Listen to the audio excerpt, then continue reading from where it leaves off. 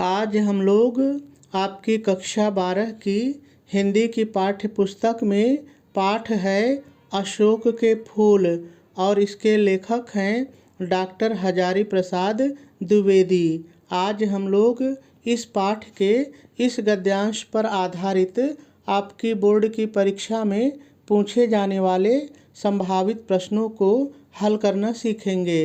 देखिए, यदि हम लोग अशोक के फूल इस पाठ की बात करें तो यह निबंध विधा पर आधारित रचना है और निबंध में भी ये एक ललित निबंध है।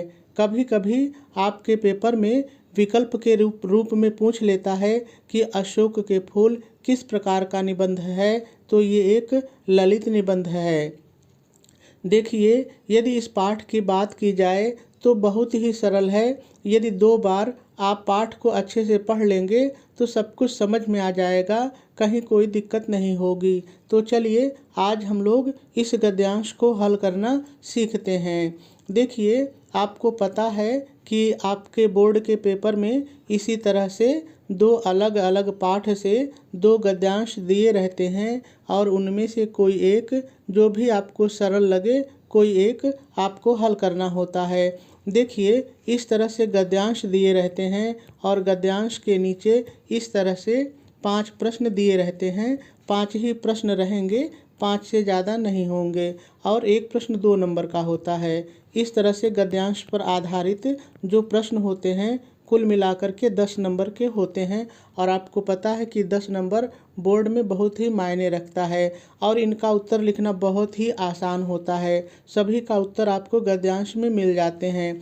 यदि केवल इस प्रश्न को छोड़ दिया जाए तो बाकी के प्रश्नों में कहीं कोई कठिनाई नहीं आती है। ठीक है, आपको थोड़ा बहुत जो परेशान करता है यही वाला प्रश्न परेशान करता है, थोड़ा सा आपको व्याख्या लिखनी होती है। तो चलिए सबसे पहले हम लोग पूरे गद्यांश की व्याख्या को ही समझ लेते हैं, फिर उसके बाद क्रमशः एक एक प्रश्न पढ़ेंगे और इनका उत्तर लिखना सीखेंगे। तो चलिए हम लोग पहले गद्यांश पर चलते हैं। तो देखिए, लेखक डॉक्टर हजारी प्रसाद द्विवेदी जी अशोक के फूल की स्थिति का वर्णन करते हुए कहते हैं कि भारतीय साहित्य में और इसलिए जीवन में भी इस पुष्प का यानी अशोक के फूल का प्रवेश और निर्गम का मतलब आना और जाना, आना और चला जाना दोनों ही विचित्र नाटकीय व्यापार है। देखिए, नाटकीय व्यापार का मतलब होता है जैसे जब कोई नाटक होता है तो मंच पर अभिनेता आता है, अपना रोल अदा करता है और जब तक वह अपना रोल अदा करता है, अपना अभिनय करता है, तब तक तो लोग उसको याद रखते हैं और जैसे ही उसका रोल पूरा होता है और वह मंच से उतरकर चला जाता है, लोग उसको भुला देते हैं। तो इसी को कहते हैं नाटकीय व्यापार। यहाँ पर अशोक के फूल के लिए लेखक कह रहा है कि अशोक के फूल को भी लोगों ने पहले तो बहुत सम्मान दिया और फिर भुला दिया। देखिए, यहाँ पर पूर्ण विराम आ गया है, तो चलिए इतने की व्याख्या थोड़ा सा फिर से समझते हैं।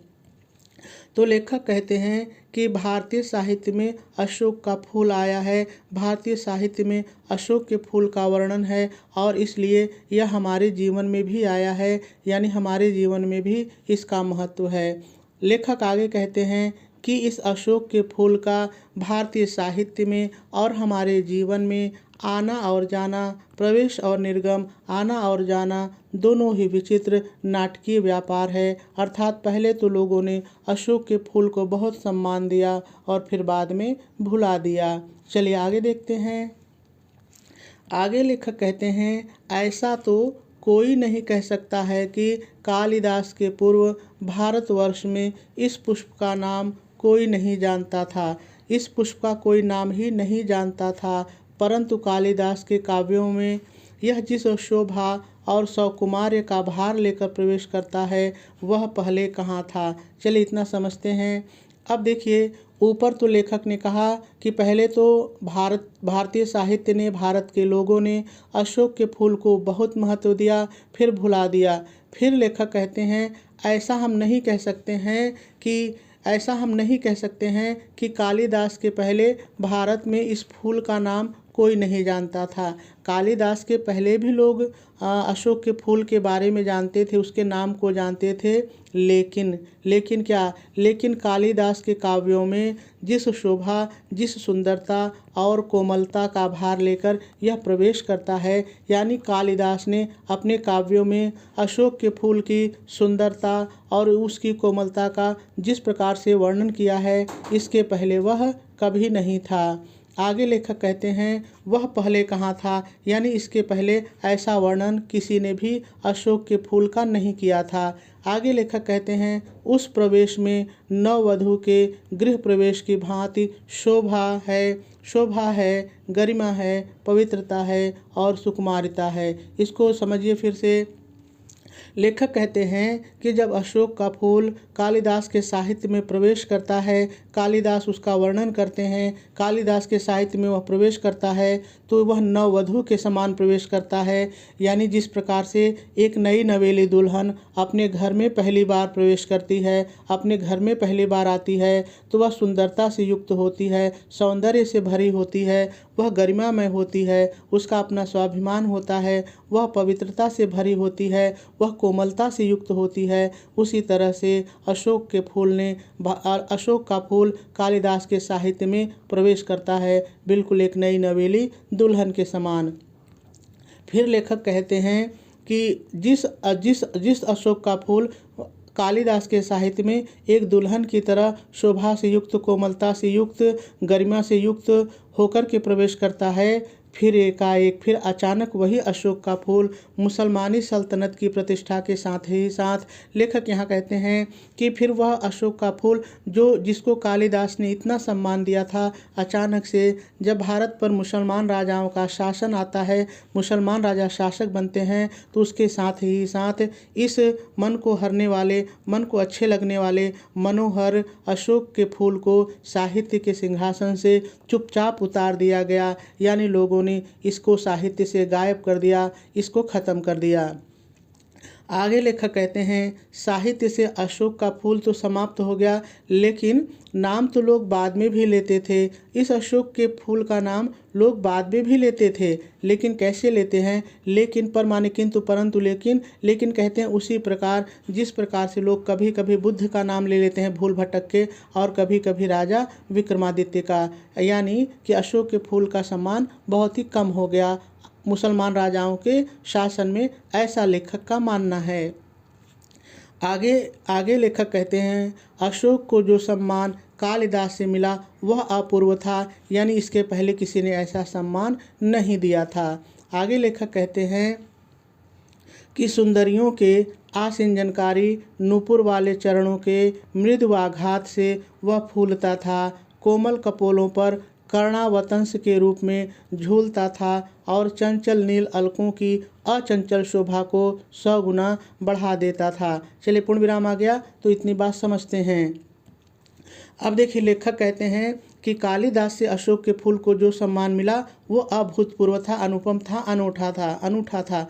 अब कहते हैं कि सुंदरियों के झनकार वाले घुंघरुओं से युक्त, लेखक यहाँ पे कहते हैं कि जो सुंदर स्त्रियां हैं, झमझम की आवाज़ करने वाले उनके घुंघरुओं से युक्त जो उनके पैर थे, उन सुंदरियों के जो चरण थे, जो पैर थे, उनके कोमल आघात से, उनके पैरों की चोट से ही अशोक का फूल खिल उठता था, खिलता था, फूलता था।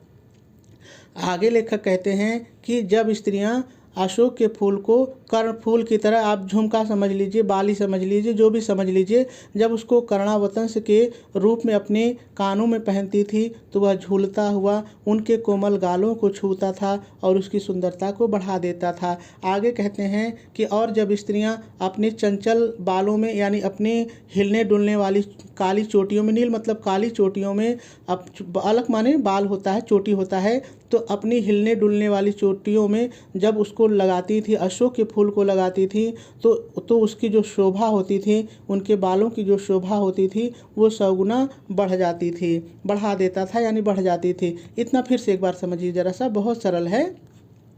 देखिए, लेखक ये कहते हैं कि सुंदर स्त्रियों के झनकार वाले झनकार वाले घुंघरुओं से युक्त उनके पैरों के मृदुल कोमल चोट से ही जो अशोक का फूल था वह खिलता था। यानी जब औरतें अपने पैरों से चोट करती थी, कौन से पैर, जिनमें जो है घुंघरुओं की छम छम आवाज़ होती थी, उन पैरों से जब वो चोट करती थी तो अशोक का फूल जो है वो खिल उठता था, उसमें फूल लगते थे। आगे कहते हैं, और जब उन फूलों को अपने कानों में कर्ण फूल की तरह यानी झुमके की तरह, बाली की तरह जब पहनती थी, तो जो जैसे बाली झूम करके उनके गालों, कोमल गालों को चूमती है, तो अशोक का फूल भी उनके गालों को चूमता हुआ सुशोभित होता था। फिर आगे लेखक कहते हैं कि जब उनकी हिलने डुलने वाली बालों की चोटियों में अशोक के फूल को औरतें लगाती थी, तो उनकी जो अचंचल शोभा थी, जो इधर शोभा कभी कम और ज़्यादा होती थी, वह 100 गुना बढ़ जाती थी, बढ़ा देता था। ठीक है। अब आगे लेखक कहते हैं कि जो अशोक का फूल है वह शंकर भगवान के मन में क्रोध पैदा करता था, उनके मन में क्षोभ पैदा करता था। लेकिन वही अशोक का फूल मर्यादा पुरुषोत्तम श्री राम के मन में सीता जी के होने का भ्रम पैदा करता था। यानी सीता अशोक के फूल को देख करके श्री रामचंद्र जी को ऐसा महसूस होता था मानो सीता जी उनके पास हैं और वह उनको गले लगा रहे हैं। आपको पता होगा कि जो रावण है वो सीता जी को अशोक वाटिका में ही रखा था, अशोक के पेड़ों की ही बगीचे में रखा था, है ना। तो भ्रम पैदा करता है। और मनोजन्मा, मनोजन्मा का मतलब जो अपनी इच्छा से जन्म ले ऐसा देवता, तो ऐसा देवता यानी कामदेव, तो हम कामदेव कह सकते हैं। और कहते हैं कि काम देवता के एक इशारे पर वह किसी के भी कंधे पर फूट पड़ता था, यानी किसी के भी कंधे पर खिल उठता था। ठीक है, देखिए यही इसकी व्याख्या है।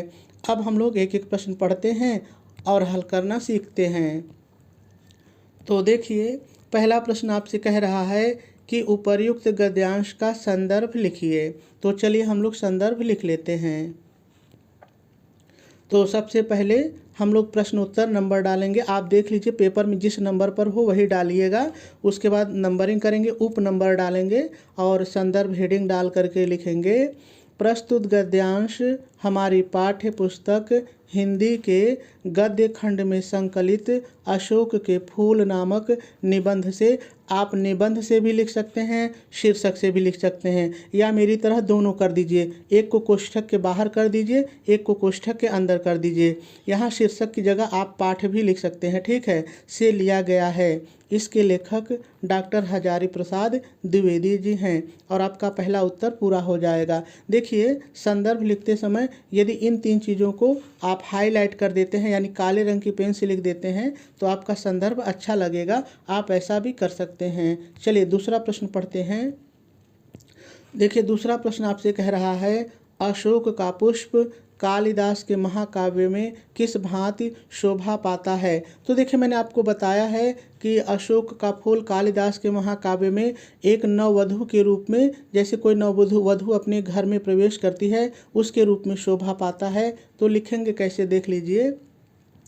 आप फिर से नंबरिंग करेंगे और लिखेंगे, अशोक का पुष्प कालिदास के महाकाव्य में नववधू के गृह प्रवेश की भांति शोभा पाता है, जिसमें गरिमा है, पवित्रता है और सुकुमारिता है। और दूसरा उत्तर भी पूरा हो जाएगा। चलिए तीसरा प्रश्न पढ़ते हैं।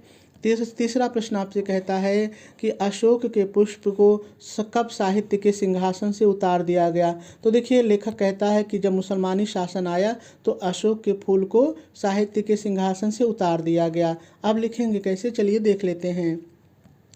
नंबरिंग करेंगे और लिखेंगे, मुसलमानी सल्तनत की प्रतिष्ठा के साथ साथ अर्थात मुसलमान राजाओं के शासनकाल में अशोक के पुष्प को साहित्य के सिंहासन से उतार दिया गया। ठीक है, और तीसरा उत्तर भी हो जाएगा। चलिए चौथा देखते हैं। चौथा प्रश्न कहता है, लेखक ने किसे विचित्र नाटकीय व्यापार बताया है। तो मैंने देखिए दूसरी ही लाइन में आपको बताया था कि अशोक के फूल को उसने नाटकीय व्यापार बताया है, यानी लोगों ने अशोक के फूल को पहले तो बहुत सम्मान दिया और फिर भुला दिया। अब लिखेंगे कैसे, चलिए देख लेते हैं। तो देखिए, आप नंबरिंग करेंगे और लिखेंगे, लेखक ने अशोक के फूल को विचित्र नाटकीय व्यापार बताया है। और चौथा प्रश्न भी पूरा हो जाएगा। चलिए पांचवा देखते हैं। पांचवा प्रश्न कह रहा है, गद्यांश के रेखांकित अंश की व्याख्या कीजिए। तो चलिए पहले एक बार हम लोग फिर से रेखांकित अंश देख लेते हैं। तो देखिए यहाँ पर आपको यहाँ से रेखा खींची हुई दिख रही है और यहाँ तक रेखा आई है। इसी की व्याख्या हमको करनी है, लेकिन ध्यान रहे कि पेपर बनाने वाला कहीं भी रेखा खींच सकता है और वो जहाँ रेखा खींच देगा उतने की व्याख्या आपको लिखनी पड़ेगी। ऐसे में जब भी कोई गद्यांश पढ़िए तो हल्की फुल्की पूरे गद्यांश की व्याख्या को समझे रहिए और जहाँ भी रेखा खींची रहे जोड़ जाड़ के लिख दीजिए। ठीक है, तो चलिए देखते हैं इतने की व्याख्या क्या होगी।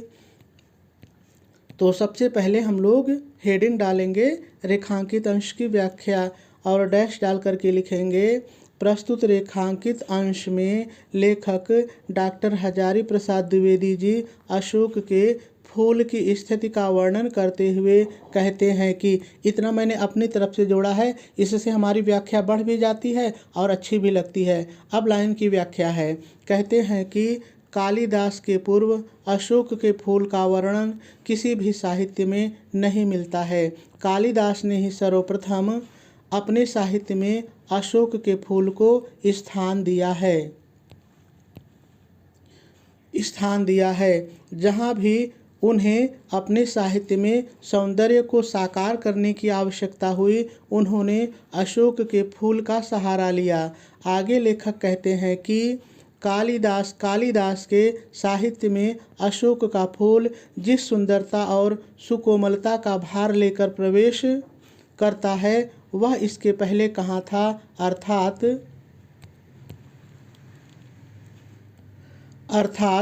कहीं नहीं था। कालिदास के साहित्य में अशोक के फूल का वर्णन यानी चित्रण घर में प्रवेश करती हुई नववधू के समान किया गया है, जो शोभा से युक्त, गरिमामय, पावन और सुकुमारता से युक्त है। और इस तरह से रेखांकित अंश की व्याख्या भी पूरी हो जाएगी।